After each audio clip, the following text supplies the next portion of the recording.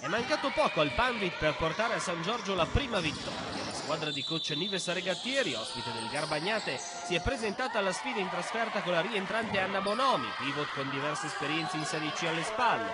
Le biancorosse partono bene, schiacciando il Garbagnate con la solita difesa press molto intensa, migliorano le percentuali al tiro e fanno girare meglio la palla. Il risultato si vede già al termine del primo quarto, chiuso sul 13-7. Oltre al Garbagnate, nel secondo periodo San Giorgio deve fronteggiare anche un arbitraggio severo che lo punisce oltre misura. Le virgiliane però reggono e arrivano all'intervallo lungo avanti 28-26.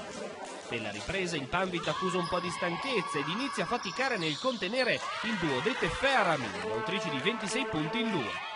I biancorossi chiudono il terzo periodo sul 40-35 e reggono sino agli ultimi 3 minuti, quando Garbagnate dimostra di averne di più e trova la sgasata vincente che permette alle padrone di casa di chiudere l'incontro sul 54-50. San Giorgio tornerà in campo domani sera sul parquet del Palabancole contro Cavallino Poasco.